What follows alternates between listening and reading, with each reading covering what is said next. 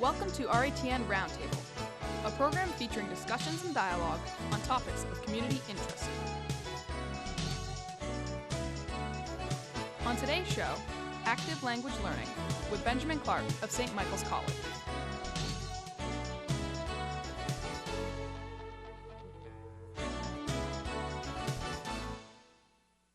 Welcome to RETN Roundtable. Today a discussion of active language learning. And I'm very pleased to have with us Benjamin Clarke, who is an adjunct lecturer of French in the Department of Modern Languages at St. Michael's College. Thanks for joining us. Glad to be here. There's a lot of discussion about foreign languages and learning languages. What age is the right age? How young can adults learn? Why is it even important? And our country tends to have fewer bilingual or trilingual speakers than a lot of parts of the world. That's true. You work in this method that you call active language learning. Can you explain a little bit about what that is? Sure. I would say that active language learning, as we were discussing a little bit earlier before the show began, could also be described as embodied language learning. It involves a very naturalistic approach to language learning. When we learn a language as a child, we learn very actively. Someone might say, "Come here, Johnny," and Johnny comes running over. "Give that to Mama," and Johnny hands something over. So Johnny's experience of language is always contextualized. It's always concrete in the beginning, and it always involves some large change in his body. Large changes in the body make impressions overall in the nervous system. And so my basic theory is if we want to transform the nervous system, which is really essentially what happens when we learn a new language, then we would best do that through making large impressions. So I seek in many ways to try to take features of the natural language learning process, the fact that we're acting in context, that we're making large movements and gestures in association with language. And I try to bring that into the artificial language learning experience, which we create in an academic setting. And that's really most people's experience. Well, the funny thing is, I even stop myself as I say it, but most people's experience of learning a second language is that academic setting. It's a classroom, to the point of even language labs where you're wearing headphones and things. But of course, what you're getting at is that everyone's first experience learning a language is not at all like that. That's right. And I think it's really important to make a contrast and differentiate between natural language learning, which for most people is largely unconscious. We all of us who speak English have learned a first language, and we've done quite well. We all develop fluency. Most of us don't even remember doing it. It seemed to occur with great ease, and we didn't plan it or strategize really at all. So I think it's important to contrast that experience of sort of acquisition or unconscious acquisition of a language to academic language learning. And then at some point look and see what we can find in common between those two processes. Because for most people, first language learning, mother tongue learning is easy and fun and natural. And it's only when they go to a second language in an artificial academic setting that the stress and strain begins. And I think my method in many ways is trying to find out what is it about this natural method that makes it so easy and effective, and what elements of that natural method, an embodied method, can I bring into my classroom to make things easier for my students and make my work more effective in transforming their nervous systems. It seems to me that one of the reasons that learning our mother tongue is so natural, it feels like there's a lot of incentive. Yes. I want to eat. I want attention. I mean, that's just the way I feel about it. Is that that's when you watch a child. They're kind of goal oriented. That's a really good observation. And there's been a lot of research into the whole role of motivation in language learning, and it turns out that your intuition is absolutely correct. The more motivated a person is to learn a second language, the more quickly they learn, and the more fun they have doing it, typically. So people's attitudes toward, let's say, a second language, their reasons for learning a second language are all very, very important. And I also think, you mentioned food and attention and such, but I think one of the things that is so important in the first language learning processes, there's a relationship, there's this love between, typically the mother does have the most interactions with a child. So that's why they call it the mother tongue. Right. And it's not accidental. But let's say primary caretaker and child, that child so much values the attention and the contact. I mean, there's a lot of research that shows that contact is essential for the development of the child's limbic system. And for the entire emotionality and development of a child, that eye contact, limbic system the being presence, the deeper neurological. the deeper neurological structures of the brain, which are important for regulating respiration, heartbeat, the basic levels of important chemicals in the blood, like insulin, things like that. So that relationship is key, is absolutely essential for the child. And so language is tied into that. From the very beginning, well, even before the child emerges from the womb, the child has been hearing the native language, and especially hearing the mother's voice. And children can be tested right out of the womb, and they show recognition of their native language sounds versus a non-native language. So they've already recognized it, they've already begun to form associative structures in the brain, connections of the neurons, as how a neurologist would look at it, that correspond to these particular sounds, native language sounds. So they're already familiar with native language sound patterns and their mother's voice in particular. They can already recognize the mother's voice at birth, and often father's voice if he's, and other people who've been around during the pregnancy. So they're clearly hearing in the womb and already developing some basic familiarity with language in the womb.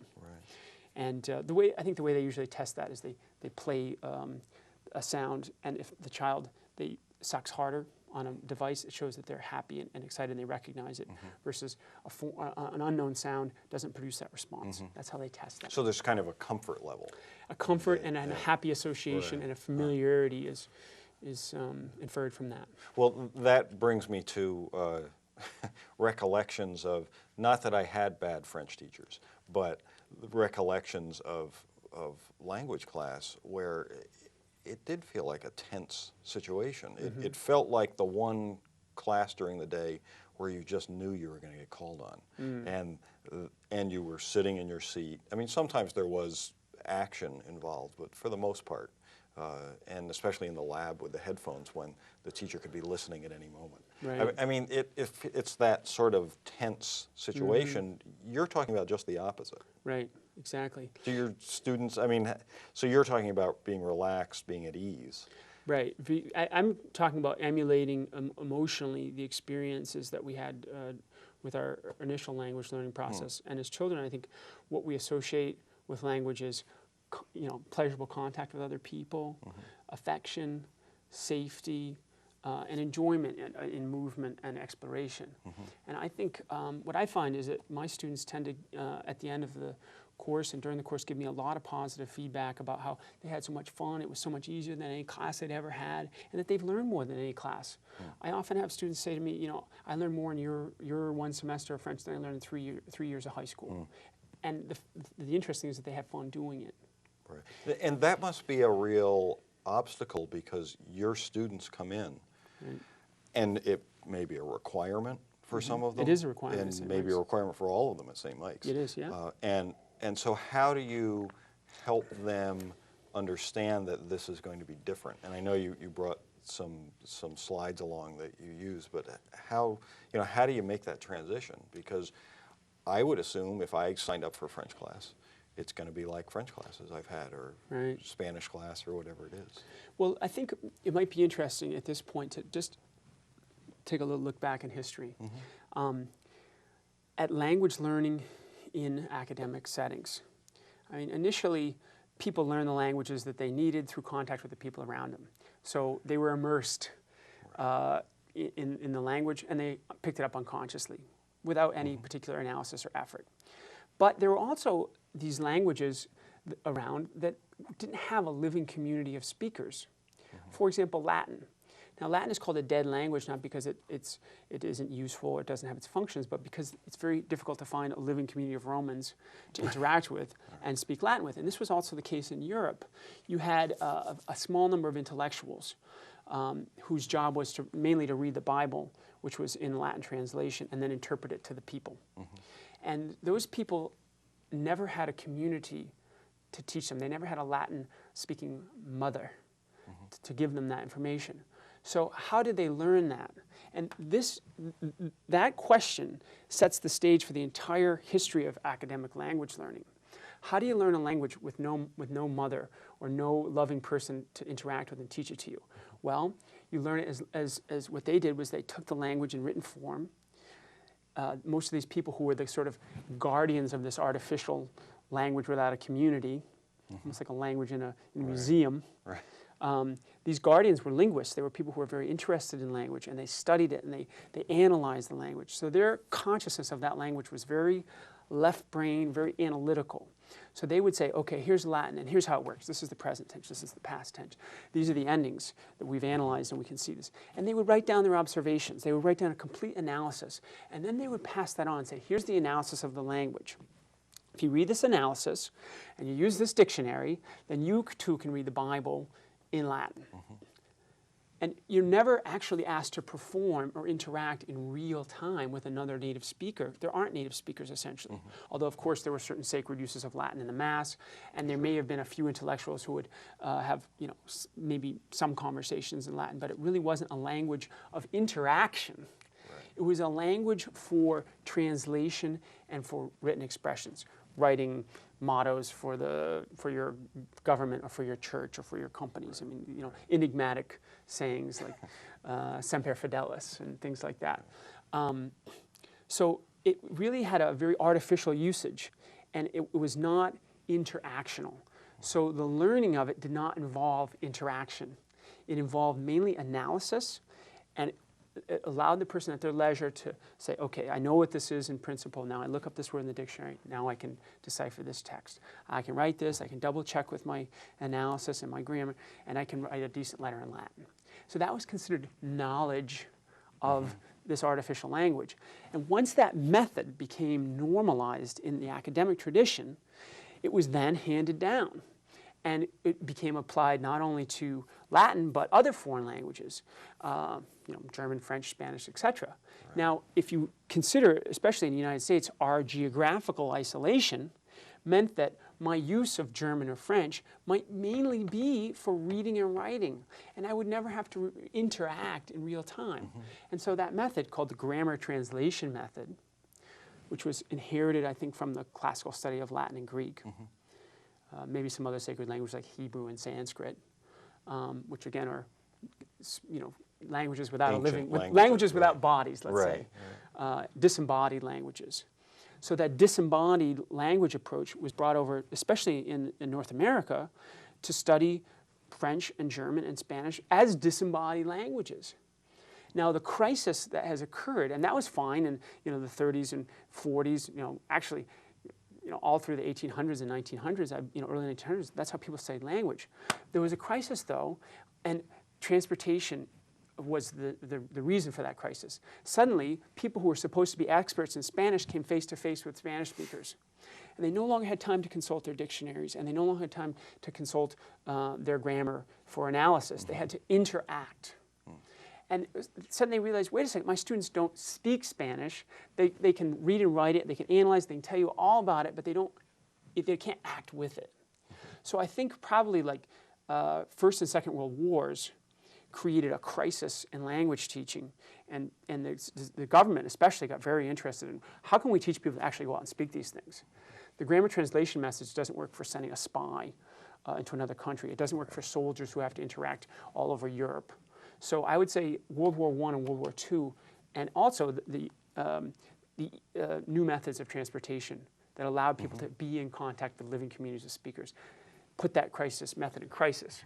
But like all things, there's a tendency for change to be slow, and that has has been the classic tradition, and is normally what a lot of high school teachers inherited from their teachers. Their teachers did it that way, and they emulate their teachers who emulate their teachers, et cetera, et cetera. Right. Now, so when you're teaching, you're using, part of what you use is sign language, right? That's one technique that I've developed as a way of creating more embodied participation in the language. So how would that work? Well, I could give you an example with something simple. For example, one of the first things that we often want to do when we meet somebody is to greet them, and then we often want to give our name, and then we maybe talk about things that we identify with. So, for example, in teaching that, I might say, bonjour. Okay. Bonjour. Bonjour.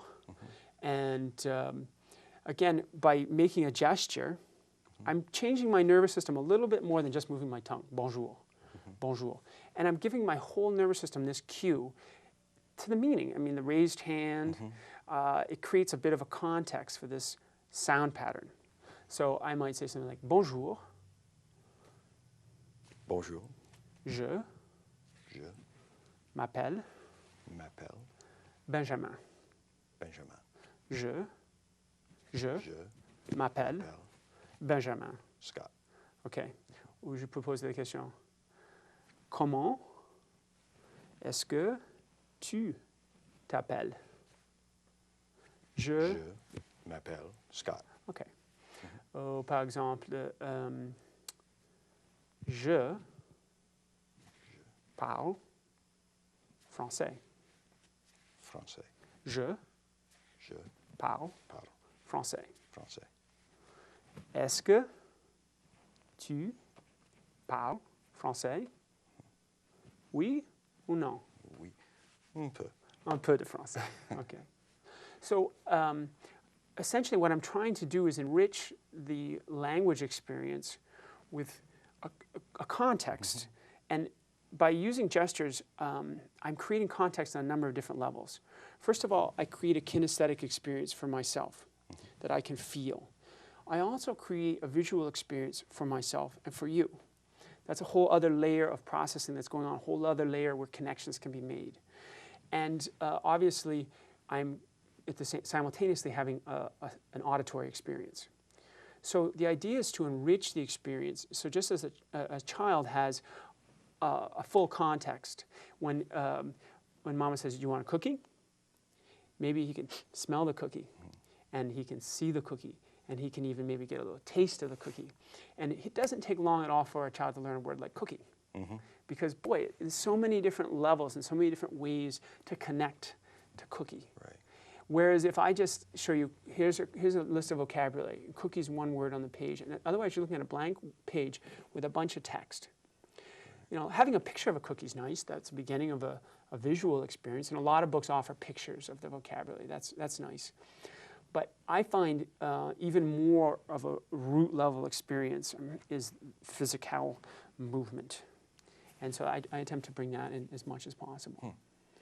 Now, when you take your students into this, are they sort of surprised at the approach, or do they just naturally fall into it? Well, what I tend to do is I tend to begin my classes by demonstrating my technique and allowing them to enjoy some success right off the bat.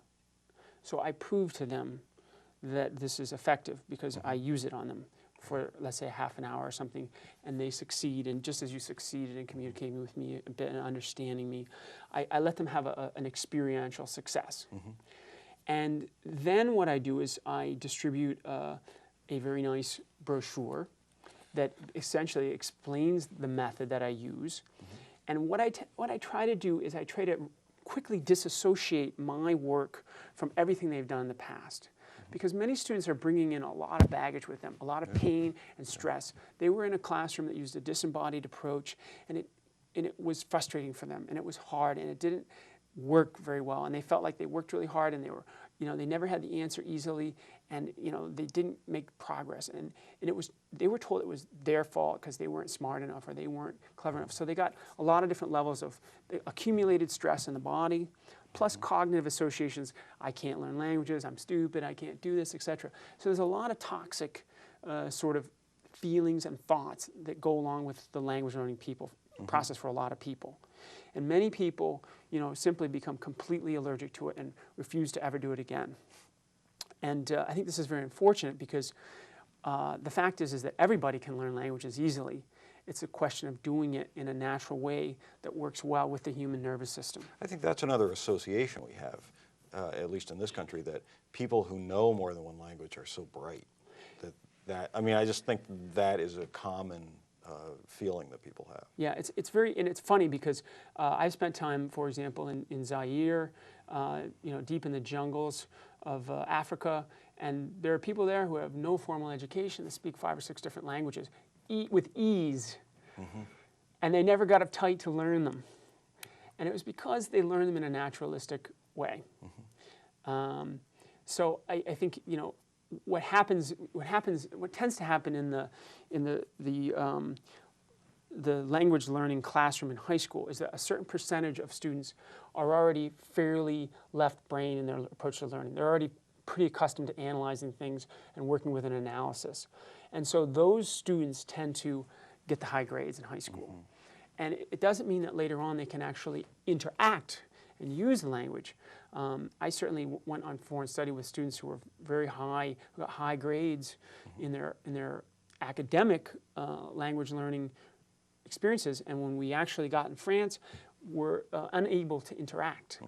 I myself at one point got a C+. I was very sad in my French 2 class. But boy, when I hit the ground in France, I was very able to communicate and interact and develop my abilities. So I think what happens is the academic language learning experience is really prejudiced toward people who tend to be, first of all, very visually oriented, because most of the information is presented on the blackboard or in a book. So it tends to privilege people who learn well visually. And secondly, it tends to privilege people who like to analyze and then use analysis as their way of interacting. Whereas people who tend to be, I think, like myself, more auditory and kinesthetic learners do much better with spoken language and physical context. So I think what happens is the language learning process favors one type of learner, and those people tend to be labeled smart. They come to believe that they're in fact very intelligent and very capable. But yet statistically, a lot of those people who score very high grades in an academic setting later on have, let's say, lower indications of success out in the world of life. Oftentimes it's your average students who actually go out and succeed in terms of relationships and projects and things that they actually want to accomplish in the world. Well, I feel like we've just scratched the surface, and I knew a half hour would only do that. And I'm sure a semester flies by as well. Right. We're going to give your contact information if people would like to talk more, but this sounds like a whole new way for people of any age. So that's very exciting. It is exciting, and I think the one thing that I really want to get across to people is that everybody who has learned one language is very capable of learning other languages, and it's just a question of finding the right approach, and that approach is one that really involves the entire body. Well, thank you very much, Professor Clarke. It's been a pleasure. And thank you for joining us for our RETN Roundtable. If you'd like more information about the topics discussed on this show, or have ideas for future programs, please contact us.